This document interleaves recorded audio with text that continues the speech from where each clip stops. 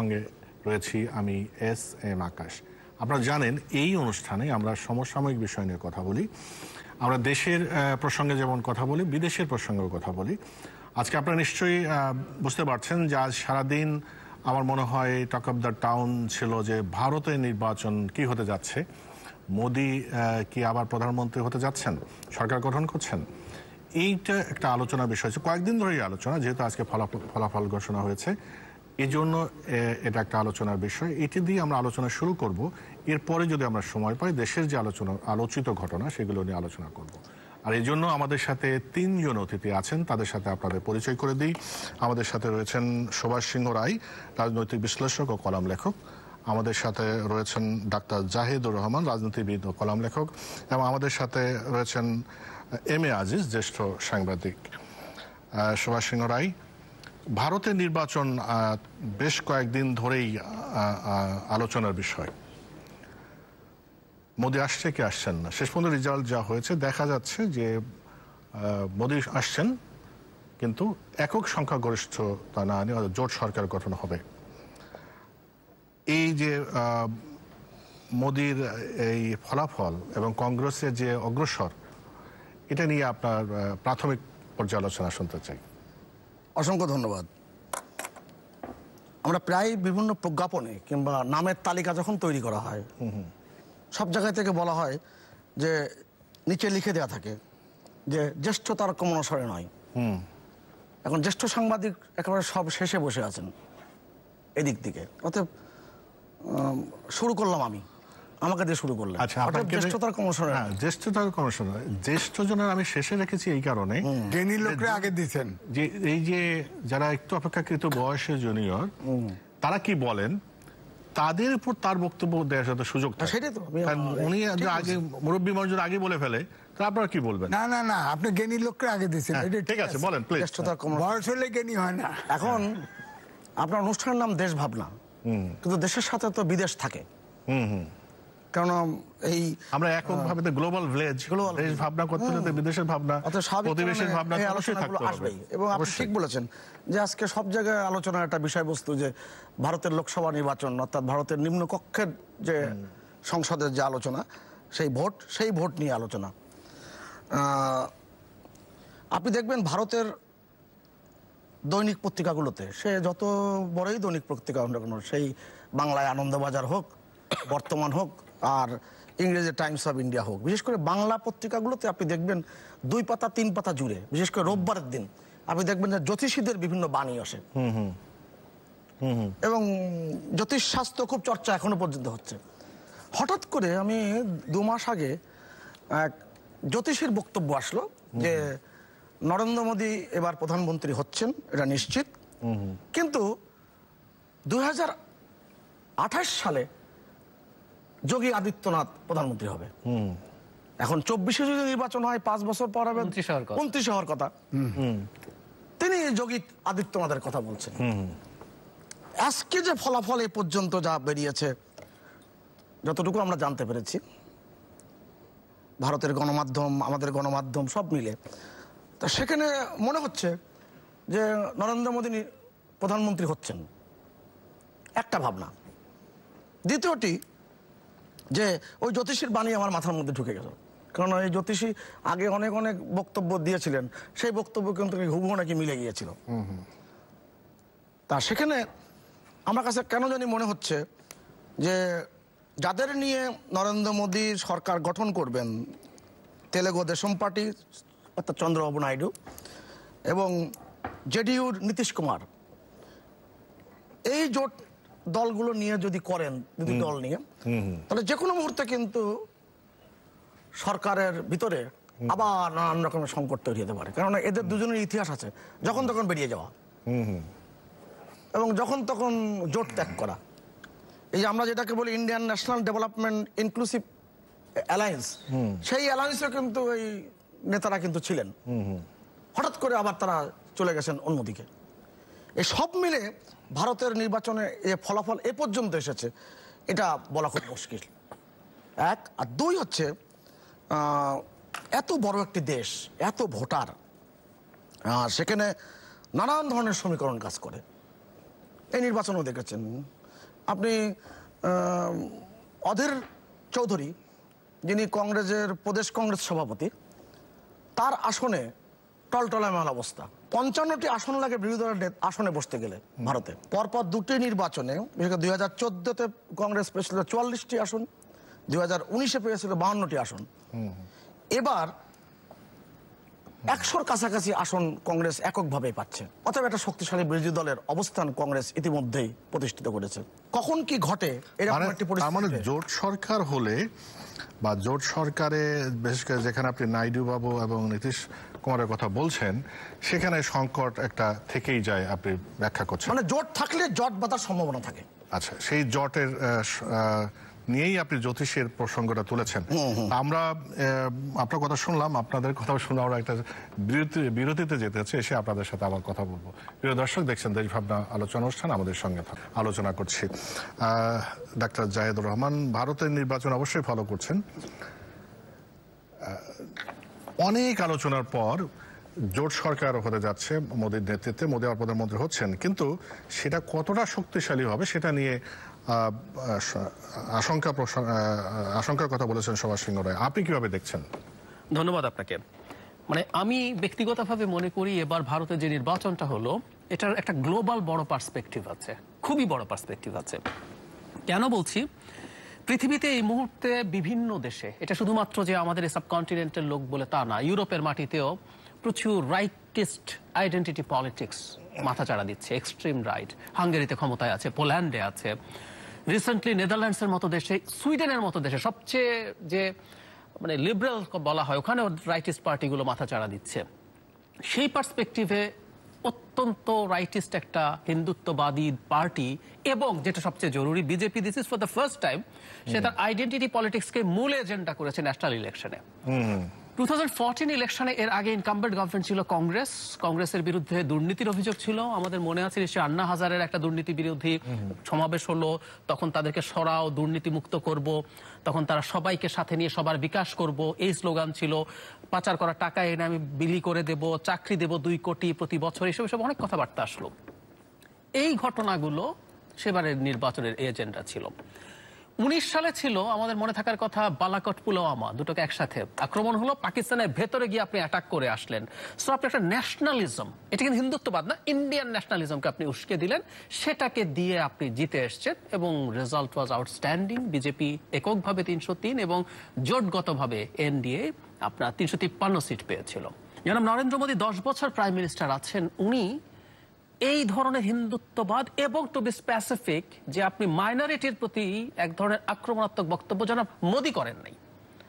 আমরা অমিত শাহকে করতে দেখছি, আমাদের মনে থাকার কথা বাংলাদেশিরা ওখানে গিয়ে টার্মাইট বলা হয়েছে, যোগী আদিত্যনাথরা করেছেন, অনেকেই করেছেন, কিন্তু জনাব মোদী করেন না। কিন্তু this is the first time প্রধানমন্ত্রী হওয়ার পর উনি এটা করা শুরু করেছেন, ফার্স্ট ফেজের ইলেকশনের পরই। উনি মুসলিমদেরকে ইনফিলট্রেটার বলেছেন, উনি যারা বেশি সন্তান জন্ম দেয় বলে বুঝিয়েছেন, কংগ্রেস ক্ষমতায় আসলে মঙ্গলসূত্র নিয়ে যাবে নিয়ে, এবং তাদের তো অনেক কোটা আছে, অনেক রকম কোটা আছে, scheduled caste, scheduled tribe, OBC, আরো অনেক কিছু আছে। প্রায় 70% মানুষ এগুলোর মধ্যে আছে, এবং বলার চেষ্টা করেছেন যে কংগ্রেস যদি আসে এগুলো থেকে নিয়ে মুসলমানদেরকে কোটা। সো স্পেসিফিকলি উনি টার্গেট করেছেন। একটা রাম মন্দির সম্পন্ন হওয়ার আগে উদ্বোধন করেছেন উনি। এবং আমাদের অনেক কিছু জানা আছে নিশ্চয়ই, ভারতের সবচেয়ে বড় যে ধর্মগুরুর আছে, তীর্থাঙ্কর বলেন, 4টা বিখ্যাত একজন তীর্থাঙ্করও যায় নাই, কারণ আপনি একটা আনফিনিশ টেম্পলে আপনি আসলে দেবতার অধিষ্ঠান করতে পারেন না, কিন্তু উনি এগুলো করেছেন। তার মানে এবারকার পুরো রাজনীতিটার আসলে মূল আবহ ছিল হিন্দুত্ববাদ, এই প্রথমবারের মতো, এবং এটা আটারলি ফেল করলো। ফেল করছে আমি স্পষ্টভাবেই বলছি, কারণ এই নির্বাচনটাকে বিজেপি এবং টু বি স্পেসিফিক জনাব মোদী এমন জায়গায় নিয়ে গেছেন যে উনি 370 বিজেপি পাবে আর জোটগতভাবে 400 পার হবে, এবং 2/3 মেজরিটি নিয়ে এসে তারা সংবিধানের অনেক পরিবর্তন করবেন। এবং অনেকেই ধারণা করছিলেন যে অফিসিয়ালি ভারতকে একটা হিন্দু রাষ্ট্র হিসেবে ঘোষণা করা হতে পারে। সো এই হাইপটা তো উনি তৈরি করেছেন। সেটার পরে এখন যে রেজাল্ট আমরা দেখতে পাচ্ছি, যেখানে বিজেপি একক সংখ্যাগরিষ্ঠতাও পাচ্ছে না, যেটা 14তে তো পেয়েছেই, 1900 তো অনেক বেশি পেয়েছে, সেটা পেল না। এই যে পেল না, এবং একটা জোট সরকার গঠন করতে হলো, এটা ইটসেলফই জনাব মোদীর সক্ষমতা, তার নেতৃত্বের কারিজমা, ওই যে মোদি ম্যাজিক বলে একটা কথা প্রচলিত আছে, সেটার উপরে সিরিয়াস প্রশ্ন তৈরি করলো। এবং আমরা জানি ভারতে ইনক্রিজিংলি কর্পোরেট পুঁজি তার পেছনে প্রচুর ব্যয় হয়েছে এবং আমরা অনেকে হয়তো খেয়াল করেছি এই যে রেজাল্ট যখন আসতে শুরু করেছে সকাল থেকে শেয়ার বাজারের যে স্টক মার্কেট মারাত্মক পতন হয়েছে এবং জনাব আদানির তার অলিগার্কদের একজন তার শেয়ারের $8-10 বিলিয়ন একদিনে কমে গেছে।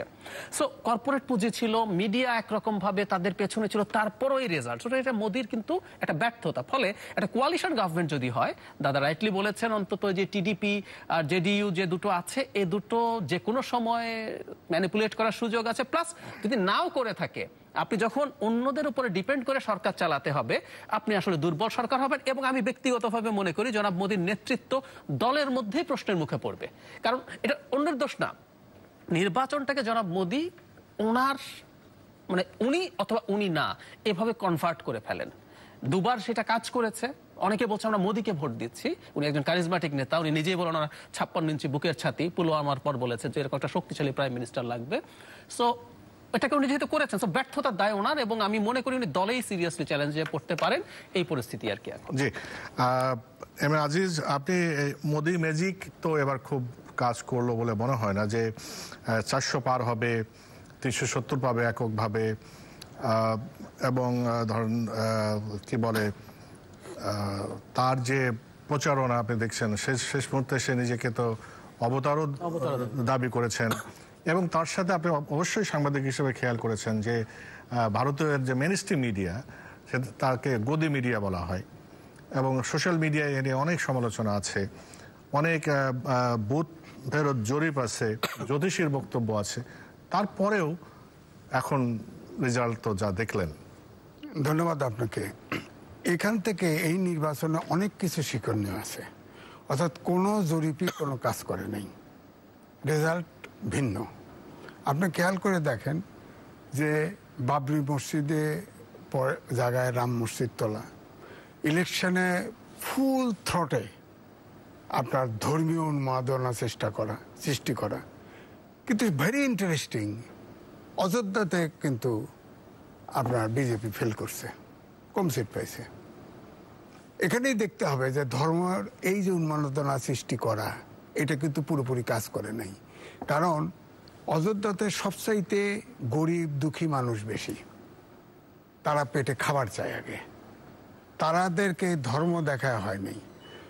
এখন ধরেন হিন্দু ধর্মে তো কয়েকটা শ্রেণী আছে, হ্যাঁ, এখানে দুটো জিনিস কাজ করছে। একটা হলো ধর্মে কিছু লোক বিভ্রান্ত হয়েছে ধর্মীয় উন্মাদনায়, দুই বিজেপি নেতৃত্বে থাকায় মোদি ভারতবাসীকে কিন্তু পরাশক্তির হওয়ার সম্ভাবনা এটাও দেখাইছে আকাঙ্ক্ষা।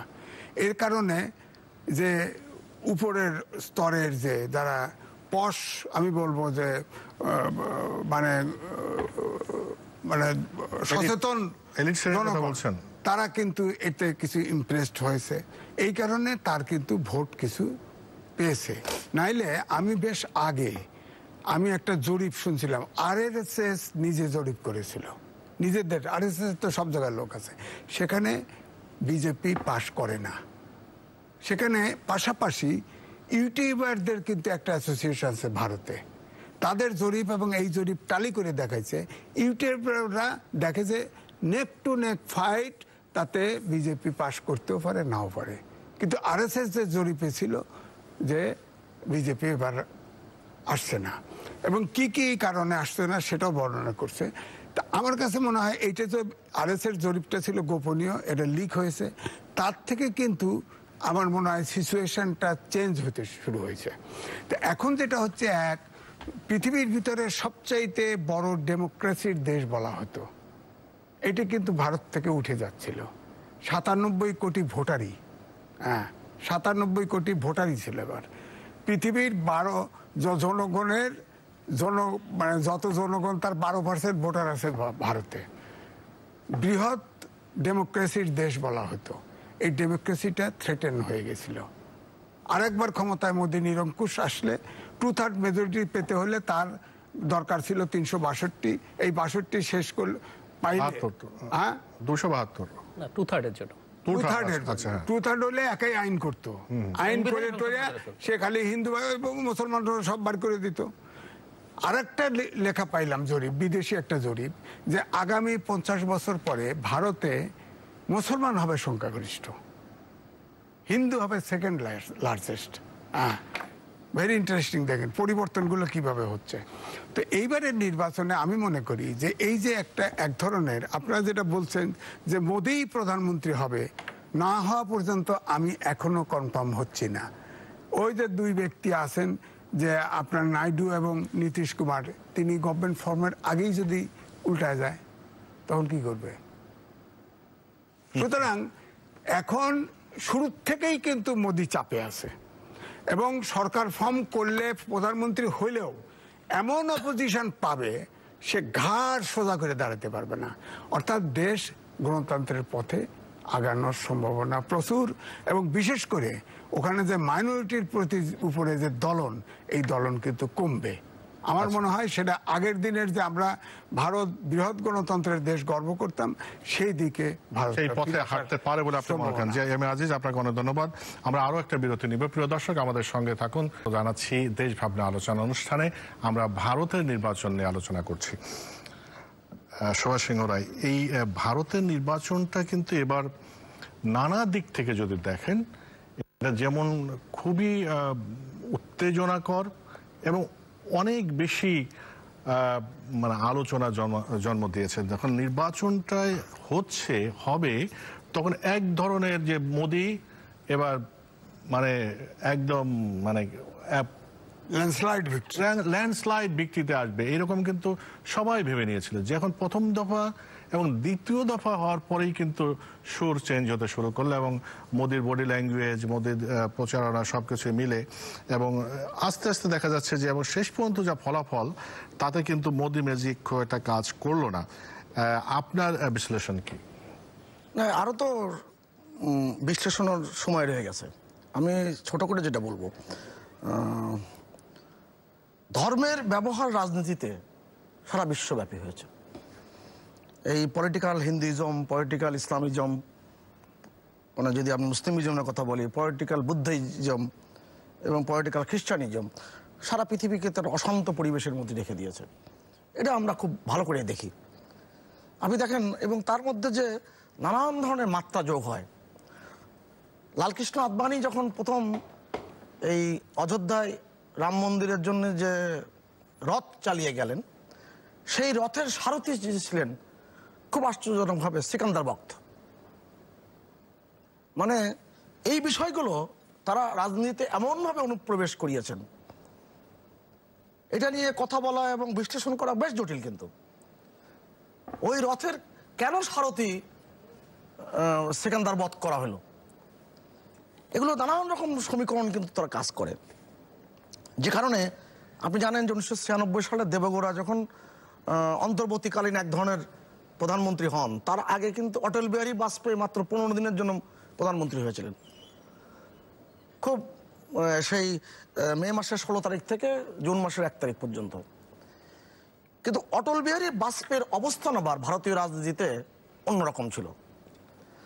এবং ডক্টর মনমোহন সিং, যিনি দুইবারের প্রধানমন্ত্রী কংগ্রেস থেকে হয়েছিলেন, তিনি খুব কম কথা বলতেন। তিনি একবার অটল বিহারী বাজপেয়ীকে 2 হাত ধরে একটা রাষ্ট্রীয় অনুষ্ঠানে, তাদের মধ্যে এই বিষয় কিন্তু প্রচলিত আছে। রাজনীতির যতই টানাপোড়েন থাকুক না কেন, বিরোধিতা থাকুক না কেন, লোকসভায় কিংবা বিধানসভায় বলেন কিংবা রাজ্যসভায় উচ্চকক্ষে যতই আলোচনা বাদানুবাদ হোক না কেন, এই তাদের মধ্যে আলোচনার জায়গাটি কিন্তু উন্মুক্ত থাকে। মনমোহন সিং অটল বিহারী বাজপেয়ীকে বললেন, you are a right man in a wrong party. তা এখন কথাটা দাঁড়িয়ে যাচ্ছে যে এখন নির্বাচনের এই যে প্রেক্ষাপটে ভারতের রাজনৈতিক অবস্থানটা কতটা স্থিতিশীল হবে। কারণ ভারতের গণতান্ত্রিক কাঠামো অনেক অনেক মজবুত, এটা মানতে হবে। আপনি জানেন 1 মাস ব্যাপী নির্বাচন হয় লোকসভার, এবার 1.5 মাস হয়েছে। 1.5 মাস হয়েছে। এবং সেই নির্বাচনে আপনি ওই ইভিএম এ যে ভোটটি হয় কিংবা আগে যে ব্যালট বাক্সে ভোট হতো, এই ভোটগুলো সংরক্ষিত থাকতো। কোনো রাজনৈতিক দল প্রশ্ন করে না যে এই ভোটটা 9-6 হয়েছে। আজকে সন্ধ্যাবেলায় আমি এনডিটিভিতে দেখলাম, ভারতের গণমাধ্যমে, একটা জনপ্রিয় গণমাধ্যম, তারা বলছে যে কংগ্রেস থেকে একটা বিশেষ করে এই ইন্ডিয়া জোট, সেই জোটের থেকে একটা বৈঠক বসেছে। সেই বৈঠকে বলা হয়েছে ভোট কেন্দ্র গণনা কেন্দ্র যেন কংগ্রেসের এবং ইন্ডিয়ার কোনো কর্মী যেন ওখান থেকে সরে না যায়, যে কোনো ধরনের কারচুপির আশঙ্কা রয়েছে। এইটা ছাড়া আমি কিন্তু পুরো নির্বাচন ব্যবস্থায় এই প্রশ্নটা দেখি নাই। এখন আজিজ ভাই যেই আকারে, যেই ভঙ্গিতে এবং যেই লক্ষ্য নিয়ে কথাগুলো বললেন, সেটার সাথে পুরোটা দ্বিমত পোষণ না করলেও যেটা বলি যে ভারতের রাজনীতির নানান রকম মাত্রা বহু সময় আছে। আপনি জানেন শ্রীমতী ইন্দিরা গান্ধী 1967 সালে তিনি নির্বাচিত হয়েছে লাল বাহাদুর শাস্ত্রীর পর, এবং আমাদের যে 17 নির্বাচন, সেই নির্বাচনের কাছাকাছি সময় আবার তিনি রাষ্ট্রপতিকে বললেন নির্বাচন দিয়ে দেন, সংসদ ভেঙে দেন, এবং সেই নির্বাচনে শ্রীমতী ইন্দিরা গান্ধী কিন্তু বিশাল জয়ের লাভ করলেন। কিন্তু আপনি গুগলে সার্চ করলে দেখবেন ইন্দিরা গান্ধী ভার্সেস রাজনারায়ণ একটা মামলা হয়েছিল। সেই মামলায় শ্রীমতী ইন্দিরা গান্ধী 1975 সাল পর্যন্ত যখন সরকার চালিয়েছেন, ওখানে ওই মামলায় তিনি কিন্তু পরাজিত হয়েছিলেন। অতএব নির্বাচন ব্যবস্থার মধ্যে অনেকগুলো আইন, অনেকগুলো কাঠামো, অনেকগুলো রায় আপনি ভারতের নির্বাচন ক্ষেত্রে দেখবেন, যেটা ভারতের রাজনীতিতে প্রভাব রেখেছে, আবার সাথে সাথে পৃথিবীর অন্য দেশের রাজনীতিতে কিন্তু প্রভাব রেখেছে। এইটি একটা গুরুত্বপূর্ণ বিষয়। অনেক ধন্যবাদ ডাক্তার জায়েদুর রহমান। একটু এম এ আজিজ যেটা বলছিলেন যে এখন দেখা যাচ্ছে যে মোদি বা বিজেপি যেটা চেয়েছিল বা ভেবেছিল সেটা হয়নি, এবং তাদের অবস্থান সেই শক্তি থাকছে না। এই প্রেক্ষাপটে ভারতের গণতন্ত্র, যেটা আজিজ ভাই বলার চেষ্টা করলেন যে গণতন্ত্র একটা হুমকির মধ্যে যাচ্ছিল যদি বিজেপির হাতে থাকতো, বা এবার যদি বিজেপি ওই ধরনের সংখ্যাগরিষ্ঠতা নিয়ে, একক সংখ্যাগরিষ্ঠতা নিয়ে আসতো, তাহলে গণতন্ত্রের একটা অনিশ্চিত যাত্রা। কিন্তু এখন আবার ব্যাক টু দ্য ট্র্যাক, আপনি সেটা মনে করেন কিনা? একদম পুরোপুরি মনে করি। চমৎকার বলেছেন আজিজ ভাই। একটা জিনিস একটু যোগ করি, সেটা হচ্ছে 2/3 মেজরিটি যদি আপনি পেয়ে যান, আপনি সংবিধান পাল্টে ফেলতে পারেন। মানে আপনি ভারতকে কাগজে কলমে এখানে যে সেকুলার একটা কান্ট্রি, এটা বাদ দিয়ে এটা একটা হিন্দু কান্ট্রি বলতে পারেন। কিন্তু আপনি যদি জেনারেল মেজরিটিও পান, আপনি তো আইন তৈরি করতে পারেন।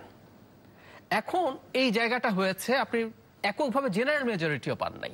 যেমন একটা ছোট উদাহরণ দিই, এই যে নির্বাচন কমিশন নিয়ে আমরা এত আলোচনা করলাম, এই নির্বাচন কমিশনটা কিন্তু চরমভাবে বিতর্কিত হয়েছে। মানে এই যে তারা যে গণতন্ত্রকে ধ্বংস করতে শুরু করেছে, যেমন মোদি যখন মুসলিমদের বিরুদ্ধে এই রকম মারাত্মক মন্তব্য করছেন, এবং কংগ্রেসের ম্যানিফেস্টোতে এই যে ওর কাছ থেকে সম্পদ নিয়ে হিন্দুদেরকে দিয়ে দিবে বলেছে, এইরকম ডাহা মিথ্যে কথা নির্বাচনী আইনে চরমভাবে শাস্তিযোগ্য অপরাধ, ওর জন্য আপনার প্রার্থীতা চলে যেতে পারে। মজার ব্যাপার, নির্বাচন কমিশন কোন রকম কোন নোটিশও দেয় নাই, স্পেসিফিকলি ওনার নামে দেয় নাই, অথচ আগে ভারতের প্রাইম মিনিস্টারকেও নোটিশ দেওয়ার ইতিহাস আছে। ফলে এভাবে আপনি তো এই নির্বাচন কমিশনটা তৈরি করেছেন, এবং সুপ্রিম কোর্টের যে সাজেশন ছিল সেটাকে বাইপাস করেছেন আপনার মতো করে করার জন্য। ফলে আপনি আস্তে আস্তে কিন্তু এগুলো ক্ষয় করতে শুরু করতেন। আপনি বিচারপতি, সুপ্রিম কোর্টের বিচারক নিয়োগ নিয়ে কিন্তু এখন যে সিস্টেম আছে, কলেজিয়াম সিস্টেম বলে, যেখানে বিচারকরা নিজেরা তাদের একটা প্যানেল দিয়ে করে, পরে সরকার অনুমোদন করে, সেটা তার নিজ হাতে নিয়ে আসার জন্য অলরেডি আওয়াজ তুলেছে। আমরা খেয়াল করব, ইসরায়েলের এই গাজা যুদ্ধের আগে নেতানিয়াহুর বিরুদ্ধে রাস্তায় মুভমেন্ট হয়েছিল ঠিক এই কারণে। নেতানিয়াহু বিচারক, সুপ্রিম কোর্টের বিচারক নিয়োগটা তার হাতে নিয়ে আসতে চেয়েছিল, পার্লামেন্টের হাতে। যারা মোদিও কিন্তু তাই করতেন। ফলে এই শক্তিটা তাকে একটার পর একটা ইনস্টিটিউট তো আসলে হঠাৎ করে ভেঙে যায় না। এই যে একটা নির্বাচন কমিশন যথেষ্ট পরিমাণ সমালোচিত হয়েছে যে তারা প্রো এনডিএ বা প্রো বিজেপি, কিন্তু তারপরও দিনের শেষে এখনো যেহেতু সিস্টেমটা আছে, যদি আবার থেকে যেত তাহলে সিস্টেমটা আরো ক্ষয় হতে থাকতো, জুডিশিয়ারি ক্ষয় হতে থাকতো। মিডিয়া তো আমরা অলরেডি আলোচনা করলাম, মেইন স্ট্রিম মিডিয়া বলে কিছু নেই, এবং আমরা নিশ্চয়ই ভুলবো না এনডিটিভির মতো একটা টিভিকে কিভাবে একরকম দখল করা হয়েছে। আমরা নিশ্চয়ই ভুলবো না বিবিসি যখন জনাব মোদিকে নিয়ে একটা ডকুমেন্টারি পাবলিশ করেছিল, যেগুলো নোন জিনিস, এই ডকুমেন্ট প্রচুর ছিল, ওইটার ভিত্তিতে এরপর বিবিসির যে ঘর আছে, মানে ওদের অফিস আছে, সেই অফিসে গিয়ে মারাত্মক ক্র্যাকডাউন হয়েছিল না। সো আবার যদি সেই সংখ্যাগরিষ্ঠতা নিয়ে থাকতো, খুবই সমস্যায় পড়তো। Number 2, it's a message. এটা বিজেপির জন্য ভালো কিনা হওয়া উচিত বলে আমি মনে করি। দেখুন, এবার কংগ্রেস বা ইন্ডিয়া জোট একটা ব্রিলিয়ান্ট কাজ করেছে। একটা দেশের রাজনীতির উদ্দেশ্য হচ্ছে মানুষকে ভালো রাখা। আমি তোমার খাবারের ব্যবস্থা করি, আমি তোমার চাকরির ব্যবস্থা করি, আমি তোমাকে সুশাসন দিই, দুর্নীতি কমাই। ইন্ডিয়া জোট কিন্তু বিভিন্ন জায়গায় এটাকে ইস্যু করে ফেলতে পেরেছে। আপনি তো 10 বছর ক্ষমতায় আছেন, 10 বছর ক্ষমতায় থাকার পর আপনি কি করেছেন? এবং আমরা অনেকে বিজেপির এই হিন্দুত্ববাদ নিয়ে আলোচনা করি, এই আলোচনা ভারতে সিরিয়াসলি আছে। বিজেপি যে ভোট পেয়েছে হিন্দুত্ববাদ না, আসলে রাদার আপনি মানুষের ভালো করার যখন চেষ্টা করছেন। বিজেপি 81 কোটি মানুষকে মাথা পিছু 5 কেজি করে ফুড গ্রেইন বিনামূল্যে দেয়। এক পরিবারে যদি 5 জন মেম্বার থাকে 25 কেজি এলাকা অনুযায়ী চাল বা গম আপনি বিনামূল্যে পান 81 কোটি মানুষ। বলা হয় এই জিনিসটা বিজেপির প্রচুর ভোট এনশিওর করেছে। সুতরাং এই থেকে যদি শিক্ষা নেয় তারা বিজেপি, যে না এটা করে আসলে হবে না, দিনের শেষে মানুষের কল্যাণ করতে হবে, ওটাই রাজনীতি। আম আদমি পার্টি দিল্লিতে কি করেছিল? আমি তোমাকে পানি দেবো, আমি তোমাকে বিদ্যুৎ দেবো ফ্রি, আমি তোমাকে ভালো স্কুল দেবো, এটা দিয়ে সে দিল্লিতে একটার পর একটা ইলেক্টেড হচ্ছে। সেটা দেখিয়ে পাঞ্জাবে এটাকে শোকেস করে সে পাঞ্জাবে জিতেছে। সো বিজেপিরও এই লার্নিংটা যদি হয় যে আসলে আইডেন্টিটিতে বা সর্বোচ্চ তারা ইউজ করার চেষ্টা করেছে, উইচ ফেইলড আটারলি। সুতরাং তারা যদি মনে করে যে না আমরা আসলে দিনের শেষে ওই জায়গায় ফিরে যাওয়া উচিত হবে, সেই ফিরে যদি যেতে পারে, সেটা এক তো শক্তি কমের জন্য না, বিজেপি নিজের মধ্যে যদি এই ধরনের একটা আন্ডারস্ট্যান্ডিং হয়, দ্যাটস ফাইন।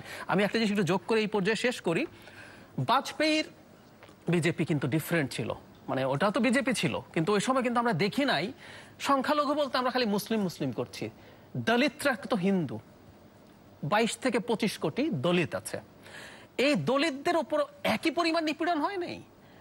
গরুর মাংস খাওয়ার জন্য রাখার জন্য মুসলিম মারছেন, দলিতদের একটা অংশ যেহেতু ওই যে জুতোর কাজ করে, চামড়া ট্যান করে, মৃত গরুর চামড়া ছাড়িয়েছে, সাথে গরুর চামড়া পেয়েছে, তাকেও পিটিয়ে মেরে ফেলেছেন। তো সো আপনি যে সবাইকে আদার করছেন, এই জিনিসগুলো বাজপেয়ীর সময় ছিল না। সো বিজেপি, হ্যাঁ পলিটিক্সে ধর্মের কার্ড খেলা হয়, কিন্তু আপনি সেটাকে জিঙ্গুইজমের পর্যায়ে যদি না নিয়ে যান, সেরকম একটা দল যদি বিজেপি হয়ে ওঠে, সেটা ভারতের গণতন্ত্রের জন্য ভালো। এবং আমি ব্যক্তিগতভাবে মনে করি ভারত গণতান্ত্রিকভাবে যদি টিকে থাকে, এটা আমাদের সাবকন্টিনেন্টের প্রত্যেকটা দেশের জন্য ভালো। কিন্তু ভারতে যদি এরকম একটা দল এরকম মারাত্মক রকম আইডেন্টিটি পলিটিক্স করা ফ্যাসিস্ট হয়ে ওঠে, সেটা আমাদের সবার উপরে প্রভাব পড়বে। জি, এম এ আজিজ, যে কথা শেষ করলেন ডক্টর জাহিদুর রহমান, ওটা রেশ ধরে আপনাকে প্রশ্ন করি। সেটা হলো ভারতে নির্বাচন হচ্ছে, আমরা বাংলাদেশে বসে আলোচনা করছি, প্রতিবেশী দেশ। ভারতের নির্বাচনে কোন দল ক্ষমতায় আসলো বা কোন জোট ক্ষমতায় সরকার গঠন করলো, সেটার সাথে বাংলাদেশে কি প্রভাব পড়ে, বা বাংলাদেশে বসে আমাদের এই বিষয়টি কেন নজরে রাখতে হয়? প্রভাব না, আমাদের ইন্টারেস্ট আছে। আমাদের স্বার্থটা কি? এখন যদি বিজেপি ক্ষমতায় না আসে, কংগ্রেস যদি ক্ষমতায় আসে, তাদের ফরেন পলিসির পরিবর্তন হবে না। আমাদের যে অবস্থা, ভারতের যে স্ট্যান্ড একই থাকবে হয়তো, কিন্তু আমাদের লাভটা ওই জায়গায় যে আমরা পাশের একটি দেশ, আমরা গণতন্ত্রে বিশ্বাসী, পাশের একটি দেশ গণতান্ত্রিক থাকুক, যেটা বিজেপির হাতে এটা নিশ্চিত নয়।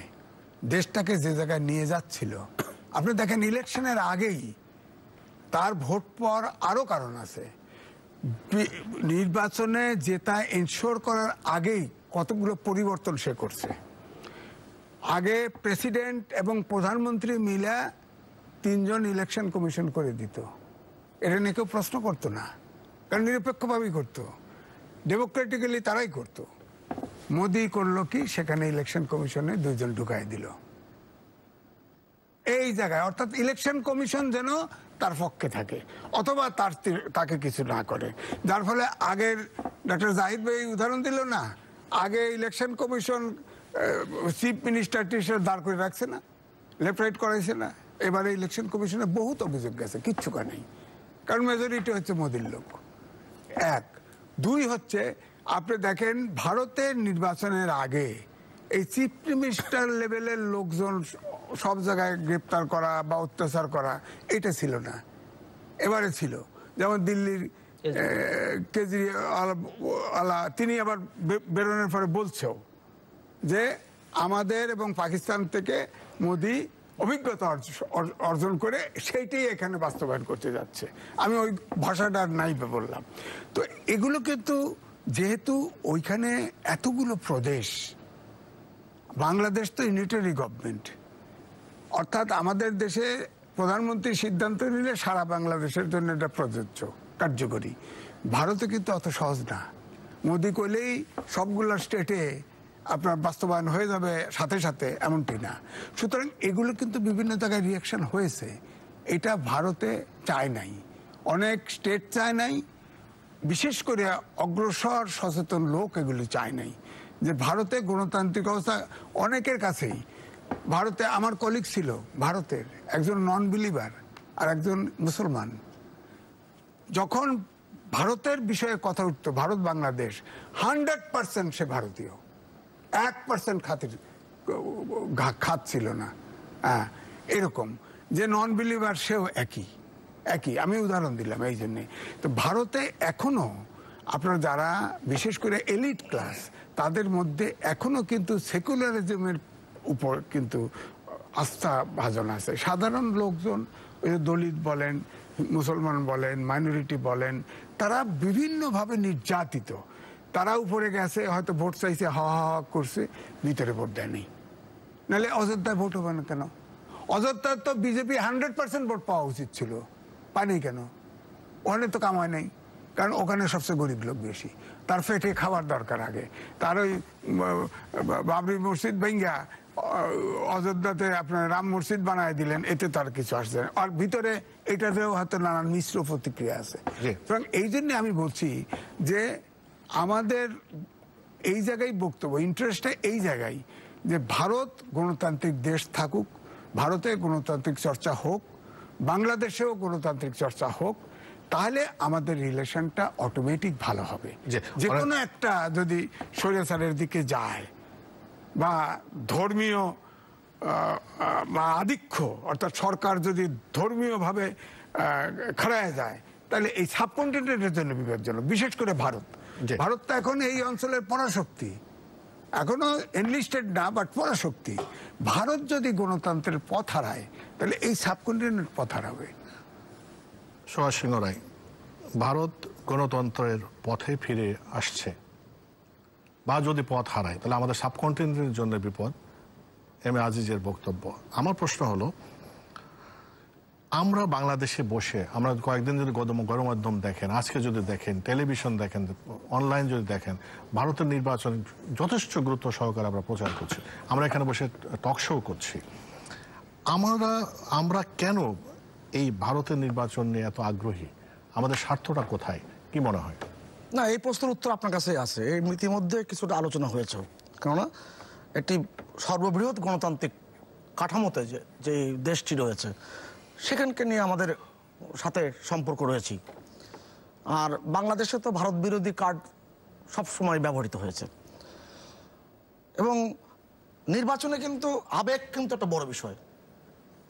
আপনি খেয়াল করে দেখুন, 1984 সালে যখন ইন্দিরা গান্ধীর দুঃখজনক মৃত্যু হয়, তিনি যদি ওইভাবে দুঃখজনকভাবে নৃশংসভাবে হত্যাকাণ্ডের শিকার না হতেন, পরবর্তী নির্বাচনে রাজীব গান্ধী কিভাবে আসতে পারতেন?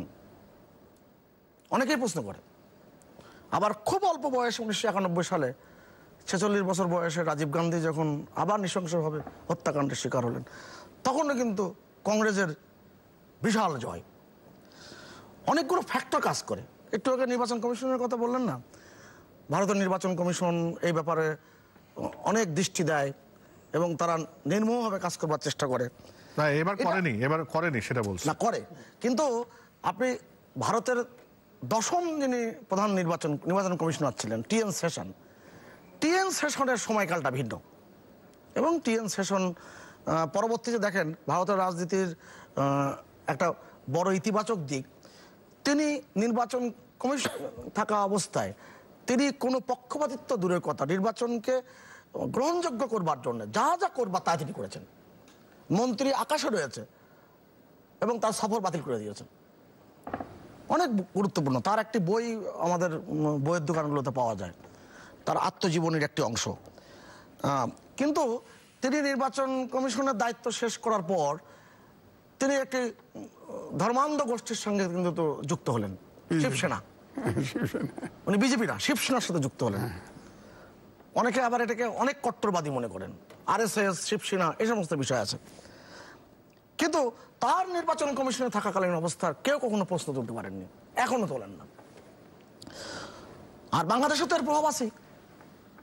যখন গুজরাটের মুখ্যমন্ত্রী নরেন্দ্র মোদী প্রথমবার তিনি নির্বাচনে দাঁড়ালেন লোকসভায় এবং বিজয়ী হলেন এবং বিজয়ী হয়ে প্রধানমন্ত্রী হলেন। ফলাফল ঘোষিত হওয়ার আগেই আজিজ ভাইয়ের রাজনৈতিক দল বাংলাদেশে সেটা তো একেবারে সকালবেলা ভোরবেলা যে বসে আছে ভারতীয় হাইকমিশনে, যে ফলাফল ঘোষিত হয়, অভিনন্দন জানাই। ওনার দেশে নির্বাচন হইতেছে, আমার এটা বাস্তবতা। তা এবং তখনকার বিএনপির নেতৃবৃন্দের যে বক্তব্য, এটা যদি আপনি একটু উল্টে পাল্টে দেখেন, বলেছেন যে এইবার বুঝবে সরকার, কেননা ভারতের কংগ্রেস সরকার এখন নাই, অতএব খবর আছে, ব্যাপারটা এমন। কিন্তু আশ্চর্যজনকভাবে তারা দেখলো যে মাননীয় প্রধানমন্ত্রী শেখ হাসিনা ভারতের সাথে তার সৃজনশীল যে পররাষ্ট্র নীতির যে বিস্তার, সেই বিস্তারে কংগ্রেসের সাথে তার যে সম্পর্কের জায়গাটি ছিল এবং বিজেপির সাথে সেই সম্পর্ক জায়গাটি তৈরি হয়েছে। অর্থাৎ কি কিভাবে দেখছে, কিভাবে করছেন, এটা কিন্তু দেখবার বিষয়। অনেক ধন্যবাদ। আমি একটা কথা এখানে যুক্ত করি, ধর্মের যে ভয়ঙ্কর ব্যবহার আবার উল্লেখ করছি, সেটা কিন্তু আমাদের দেশেও নানানভাবে কিন্তু বিস্তৃত হয়েছে। 2001 সালের নির্বাচনে এখন তো বদরুল সাহেব অনেক ভদ্রলোক হয়ে গেছেন। যখন বিএনপির নেতা ছিলেন, তিনি তার যে নির্বাচনী এলাকা মুন্সিগঞ্জে, সেখানে তিনি বলেছিলেন এক হাতে কোরআন শরীফ আর এক হাতে গীতা, কোনটা নেবেন আপনারা? এগুলো তো আমরা গণমাধ্যমে দেখেছি। সাবাস বাংলাদেশে তিনি এগুলো বক্তব্য দিয়েছেন। আমার কথা খুব পরিষ্কার, এই যে বিচারপতিদের কথা বললেন আজিজ ভাই, মার্কিন যুক্তরাষ্ট্রের একজন বিচারপতি, কেন মার্কিন যুক্তরাষ্ট্রের আইন হচ্ছে বিচারপতিরা মৃত্যুর শেষ মুহূর্ত পর্যন্ত পদত্যাগ যদি না করেন সুপ্রিম কোর্টে, তাহলে তিনি বিচারপতি থাকবেন, তাকে সরানো যাবে না। রুথ বাদার গিন্সবার্গের মতো ভদ্রমহিলা 87 বছর বেঁচে ছিলেন। তাকে জিজ্ঞেস করা হয়েছিল যে আপনি পদত্যাগ করছেন না কেন, আপনার এত বয়স হয়েছে? বলছে না, আমি যদি পদত্যাগ করি তাহলে রাষ্ট্রপতি তখন ডোনাল্ড ট্রাম্প, সে বলছে সে তো আরেকজন তার দলের পক্ষের লোকের বিচারপতি বসিয়ে দেবে, এই জন্য আমি পদত্যাগ করছি না। এই বিষয়গুলো কিন্তু অনেকগুলো কিন্তু বিশ্ব রাজনীতিতে রয়েছে, অর্থাৎ দেখবার বিষয়। জি, দেখবার বিষয়, রাইট, সেটাই হলো কথা। ডক্টর জাহিদুর রহমান, আমরা এই ভারতের নির্বাচন নিয়ে তো অনেক রকম আলোচনা করলাম, আমরা প্রায় শেষ পর্যায়ে। এখন এই নির্বাচন থেকে আমরা কি শিখলাম? আচ্ছা, আমি আগ্রহের ব্যাপারটা প্রশ্নটা দাদাকে করেছেন, কিন্তু আমি একটু বলতে চাই, মানে খেয়াল করবেন আমরা শুধু ভারত না, দুনিয়ার যেখানেই একটা মোটামুটি ভালো নির্বাচন হয় আমরা ওইদিকে তাকিয়ে থাকি। আমেরিকার নির্বাচন হলে দেখি, টার্কিতে নির্বাচন হলে দেখি, এমনকি পাকিস্তানেও। পাকিস্তানের নির্বাচনী ব্যবস্থা নিয়ে অনেক সমালোচনা আছে, কিন্তু তারপরও পাকিস্তানে একটা দলের বিরুদ্ধে মারাত্মক, এগুলো সবই আইনের বত্তয়, ইমরানের তেহরিক ইনসাফকে পুরো ভেঙে দিল, মার্কা কেড়ে নিল, তারপর ওখানকার লোকজন স্বতন্ত্র 100 সিটে জিতে গেল প্রায়। এই জিনিসগুলো মানে যেখানে নির্বাচিত, আমরা কি হয় দুধের স্বাদ ঘোলে মেটানোর কথা আছে না, আমরা যেহেতু নির্বাচন বলে কোনো বস্তু এখন আমাদের দেশে আর নাই, মানে জাতীয় নির্বাচন না, স্থানীয় নির্বাচন না, এমনকি পেশাজীবী সংগঠনদের এক ধরনের নির্বাচন ছিল, কোথাও কোনো নির্বাচন এখন আর নাই। সো আমাদের ওই এক ধরনের দুধের স্বাদ ঘোলে মেটানোর ব্যাপার আছে। আমাদের কাছে শিক্ষণীয় যে জিনিসটা, সেটা হচ্ছে এই সবচেয়ে জরুরি প্রশ্ন এটা, সেটা হলো গণতন্ত্রের সমালোচনা আছে। কিরকম আপনি গণতান্ত্রিক ভাবে খারাপ মানুষ নির্বাচিত করে ফেলতে পারেন। হিটলার, মুসোলিনি প্রত্যেকে পপুলার ভোটে নির্বাচিত হয়েছিল, এসেই তারা অবশ্য একটা কাজ করেছে, তারা ইলেকট্রাল প্রসেসটা নষ্ট করে ফেলেছে যাতে তাকে আর সরানো না যায়। কিন্তু যদি ইলেকট্রাল প্রসেসটা থাকে, আমি ব্যক্তিগতভাবে মনে করি ভারতের মতো দেশের জন্য বিজেপি, আমি দল হিসাবে বলছি না, অন্তত গত 2 টার্ম বিজেপি যে রাজনীতি করেছে, সেই রাজনীতি ভারতের মতো এত বড় একটা ফেডারেল স্টেটের জন্য ক্ষতিকর। আমাদের মনে থাকার কথা, জনাব মোদী যখন আমেরিকায় গেলেন, জনাব ওবামার সাথে একটা সাক্ষাৎকার হয়েছিল ক্রিস্টিনা আমানপোরের। ক্রিস্টিনা আমানপোর খুব ক্লিয়ারলি একটা কথা বলেছে, ওই সাক্ষাৎকারে ওবামা বলেছিলেন যে মোদী সিএনএন যে রাজনীতি করছেন সেটা ভারতকে ভেঙে দিতে পারে। আমি একটা উদাহরণ দিই, মণিপুরে কিছুদিন আগে মারাত্মক সংকট হলো না? মেইতি হিন্দুরা, যেহেতু আপনি হিন্দুত্ববাদী পলিটিক্স করেন, তার সাথে নাগা এবং কুকিদের যারা খ্রিস্টান, মারাত্মক রকম রক্তারক্তি হলো, এবং মোদী একবারও যায় নাই ওখানে, এইরকম ডেভাস্টেশন ঘটার পরও। সো আপনি যেহেতু একটা আইডেন্টিটিকে উস্কে দেন, আপনি অন্যদেরকে তো আদার করে দিচ্ছেন, মুসলিমরা আদার, খ্রিস্টান বুদ্ধিস্টরা আদার, এমনকি দলিতরা আদার। আপনি হিন্দু হার্টল্যান্ড বলছে, হিন্দি হার্টল্যান্ড বলছে, করতে গিয়ে আপনি দক্ষিণকেও আদার করে দিচ্ছেন, আপনি ওদের উপর হিন্দি ভাষা চাপিয়ে দেওয়ার চেষ্টা করছেন। এই যে আপনি জয় শ্রীরাম স্লোগানের কথা বলছেন, দাদা অনেক ভালো জানবেন, এই যে রাম যে নিশ্চিতভাবে স্বীকৃত প্রতিষ্ঠিত দেব, কিন্তু আমাদের এই বাংলায় কি রামের চাইতে দুর্গা অনেক বেশি, মানে আমরা পুজোর ক্ষেত্রে দেখি অনেক বেশি পূজা দুর্গাকে। না, দুর্গা তো বাঙালির মেয়ে। তো আপনি যতই দক্ষিণে যান না কেন, হ্যাঁ। আপনি অনেক দেবতা পাবেন, গণেশ পাবেন, কার্তিক পাবেন। সেটাই বলছি। অনেকে অনেক জায়গায় দুর্গাকে চিনেও না। দুর্গাই এখানে দুর্গাই, সেটা হচ্ছে এখন আপনি বাংলাতে এই যে এসে দুর্গা যদি বাঙালির মেয়ে। আপনি এখন যদি বাংলায় এসে বলেন যে না এখানেও শ্রীরাম, এটাই প্রধান বিষয়। সো এই যে একত্র করে ফেলার চেষ্টা, এটা ক্ষতিকর। আমরা যেটা শিখলাম সেটা হচ্ছে নির্বাচনী ব্যবস্থাটা যদি অন্তত ঠিক থাকে, আপনি সরিয়ে ফেলতে পারেন। ট্রাম্পকে নিয়ে অনেক সমালোচনা হয়েছে, ট্রাম্প কিন্তু ইলেক্টেডই হয়েছিল, আবার যেহেতু ইলেকট্রাল প্রসেসটা ঠিক ছিল আপনি ওকে সরিয়ে ফেলতে পেরেছিলেন। মজার ব্যাপার, ট্রাম্প কিন্তু এটাকে ম্যানিপুলেট করার চেষ্টা করেছে। সো লার্নিং এটা আর কিছুই না। গণতন্ত্র নিয়ে একটা কথা খুবই বলা হয়, গণতন্ত্র যে সবসময় বেস্ট সিদ্ধান্তগুলো নেয়, নট নেসেসারিলি, কিন্তু ইলেকট্রাল প্রসেসটা যদি ঠিকঠাক থাকে তাহলে আপনি আপনার ভুলটা শোধরাতে পারেন। এই যে ভারতের, মানে আমি আরেকটা জিনিস একটু যোগ করে শেষ করি, শুধু সিট না, সোফার পপুলার ভোট 6 to 8%, এখনো ফাইনালি পুরো জানা যায় নাই। 6 to 8% পপুলার ভোট কমে যেতে পারে। তার মানে সিটের ক্ষেত্রে একরকম হিসাব, কিন্তু এত পার্সেন্ট মানুষ, ভারতের 150 কোটি, ওই যে ভাইয়া যেটা বললেন 97 কোটি ভোটারের মধ্যে এই পার্সেন্টেজের মানুষ আপনার কাছ থেকে সরে আসে যারা একসময় আপনাকে ভোট দিয়েছিল। সো কোন একটা দেশের ইলেকট্রাল প্রসেসটাকে ঠিক রাখতে হবে। জি, এবার আজিজ এটা আপনার করতে গেলে একটা কথা, একটা বাক্য যোগ করব, রাজনৈতিক দলের প্রয়োজন। একটি মাত্র রাজনৈতিক দল পারবে না। বাংলাদেশের যে সংকটটা, বাংলাদেশের বিরোধী রাজনৈতিক দল নেই, এটা বিরোধী মহল আছে, এটি হচ্ছে সংকট। আচ্ছা, এই ভারতে রাজনৈতিক বিরোধী দল আছে, বাংলাদেশে বিরোধী রাজনৈতিক দল নাই, বিরোধী মহল আছে, এটা নিয়ে যদি কোনো মন্তব্য করতে চান। একই সাথে ভারতের নির্বাচন থেকে আমরা কি শিখলাম সংক্ষেপে? আমি চাই ভারতে এখনো ভারতের স্বাধীনতায় যারা অবদান রেখেছে, দাদা তো বহুত যান দেখে আসে, যেন দিল্লির লাল কেল্লায় সাউন্ড অ্যান্ড ইয়ার ভয়েসে সবাই নাম উচ্চারণ করে স্মরণ করা হয়। বাংলাদেশে শুধু আওয়ামী লীগ না করলেই রাজাকার, এই জায়গার থেকে বেরোতে পারিনি, এই জন্য জাতি বিভক্ত। দ্বিতীয়ত, আপনি কিন্তু মিলল না বিষয়টা, মিলল তো 100 বার মিলল। দেশ, আমাদের এই দেশটাকে কোনো অবস্থাতে কোনো জায়গায়, রাজনৈতিক জায়গায় কোনো জায়গায় জাতিকে এক করার চেষ্টা করা হয়। আপনি মুক্তিযুদ্ধ করতে পারছেন ওই দলের সদস্য ছিলেন বলে। আরে ভাই, আমি তো চলে আইছি, আসলাম কেন? আসলাম কেন? লাভের লোভে না, লাভের কি লাভ পাইছি? কি লাভ পাইছি বলেন? সব তো চুরি করছে, আর কি লাভ? শুধু অর্থের লাভ। আমি কি লাভ চাইছি বলেন না, আমি কি লাভ আলোচনা করবো? একটা উদাহরণ দেন, একটা উদাহরণ দিতে পারেন। একদিন আলোচনা করব। 2, আপনার হয় নাই সাউথ আফ্রিকাতে ম্যান্ডেলা এবং ডি ক্লার্কের হোয়াইট এবং ব্ল্যাকের সারা জীবনের দ্বন্দ্ব ছিল। ওখানকার প্রেক্ষাপট বাংলাদেশের প্রেক্ষাপট কি? আপনি কইবেন যুদ্ধপরাধী, আর একটা বলবেন অমক। আমার কথা হলো যে থাকবে না, প্রথমে বিনাশ করবে না। আপনি যখন 93 সালে ভোট নেন তখন জামাত ভালো, হেফাজতকে ক্র্যাকডাউন করে আউট করেন, আবার কওমি জননী উপাধি নিবেন, তখন ভালো। আবার বিএনপির সাথে একসাথে যদি কয় যে স্বৈরাচার বিরুদ্ধে পতনের জন্য রাস্তার পাশে কথা শোনা, আমার খোঁজাইতেছে বারবার, আমি কথা বলিনি, আমি বলতে দেন। এখন যখন স্বৈরাচার উৎখাতের জন্য আমি ভারতে যেমন গণতন্ত্র চাই, বাংলাদেশও গণতন্ত্র চাই। এই গণতন্ত্রের অন্তরায় হচ্ছে এখন আওয়ামী লীগ সরকার। তার বিরুদ্ধে যে আন্দোলন করবে, হিন্দু, বৌদ্ধ, খ্রিস্টান, জামাতি, যা হোক, যে ঐক্যবদ্ধ হবে আমি তাকেই সমর্থন করি। আগে সরকারকে মূলঘাত করে গণতন্ত্র আনেন, বাস। আমার কথা হলো, ভারত যে কাজটা করে সেই কাজটা করেন, ভারতেরটা করবেন না। আপনি মুক্তিযুদ্ধ করছে, জলিল রাজাকার, জিয়র রহমান রাজাকার, মুক্তিযোদ্ধা কে ছিল? সব আওয়ামী লীগের যে থাকে, হে রাজাকার গেলেও মুক্তিযোদ্ধা ছিল না।